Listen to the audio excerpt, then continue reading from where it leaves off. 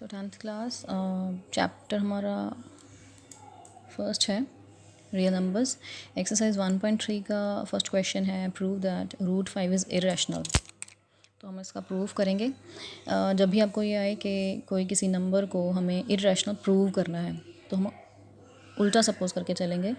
जैसे यहाँ पे है let us suppose root 5 be rational. अब हमें पता है कि कोई भी नंबर अगर रैशनल हो तो हम उसको पी और क्यू की फॉर्म में लिख सकते हैं। Where p q both are coprime integers and q is non-zero। I hope कि ये रिज़ल्ट आपको अभी भी याद होगा। Result that is rational number की डेफिनेशन।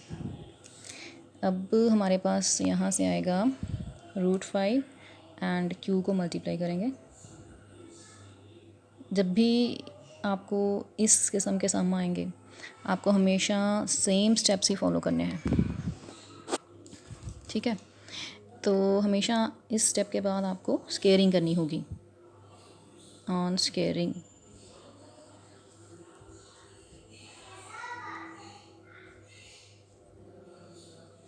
तो आपके पास आ जाएगा ये, ठीक है। तो अब हम इसको एक स्टार नेम दे देते हैं, बाद में हमें इस रिज़ल्ट की ज़रूरत पड़ेगी। तो जब भी आपके पास इस किस्म का रिज़ल्ट बनेगा तो यहाँ से हमें पता चलेगा कि 5 डिवाइड्स पी स्क्वायर। तो अभी ये कहाँ से आया ये मैं आपको बताती हूँ कि ये थोड़ा साइड पर है, इस फेयर वर्क में नहीं है इसके।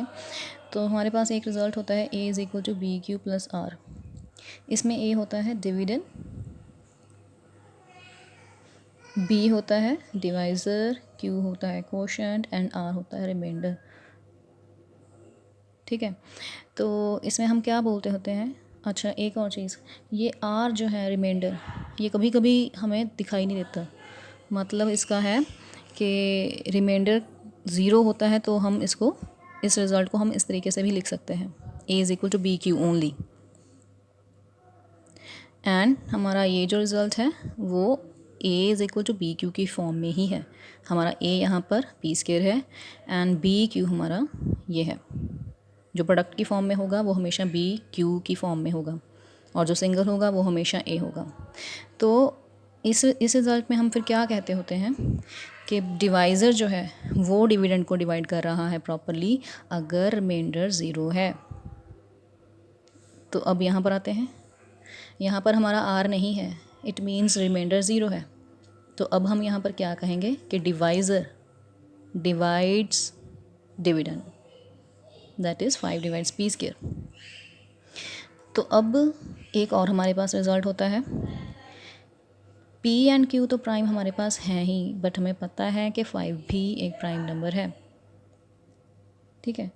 तो हमने लिखा 5 डिवाइड्स पी स्क्वायर, मतलब कि जब एक प्राइम नंबर डिवाइड करता है किसी नंबर को जो कि स्क्वायर की फॉर्म में है तो हम रिज़ल्ट के अकॉर्डिंग ये भी लिख सकते हैं कि 5 डिवाइड्स नंबर विदाउट स्क्वायर, ये एक रिज़ल्ट होता है। तो जब अब अगर 5 डिवाइड करता है पी को तो हम इसको लिख सकते हैं, क्योंकि 5 डिवाइड कर रहा है पी को, इसका मतलब पी डिविडेंड है, पी डिविडेंड हुआ। और 5 को मैं कोई भी एक अननोन इंटीजर के साथ मल्टीप्लाई करके लिख सकती हूँ, मतलब कि सेम इसकी फॉर्म में बनाया मैंने, a is equal to b q. तो अब हम p की इस वैल्यू को पुट करेंगे, put this value in star, ठीक है। पुट करने जा रहे हैं 5q square is equal to 5s whole square. इसको सॉल्व करते हैं, 5q square is equal to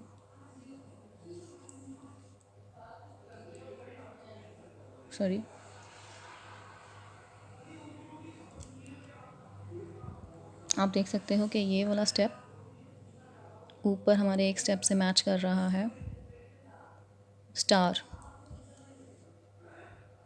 ठीक है, देखिए बिल्कुल सिमिलर है। वहाँ से हमने लिखा था कि 5 डिवाइड्स पी स्क्वायर, अब यहाँ पे लिखेंगे 5 divides Q square, that means 5 also divide Q. Okay, यहाँ पर हमारे पास आया था 5 डिवाइड्स पी, इसको हम 1 नंबर देंगे। यहाँ पर हमारे पास आया है 5 डिवाइड्स क्यू, यहाँ पे हम इसको 2 नंबर देंगे। अब नेक्स्ट चलते हैं बाय 1 एंड 2। हमारे पास आया कि 5 divides P and 5 divides Q, it means it is very clear that 5 is a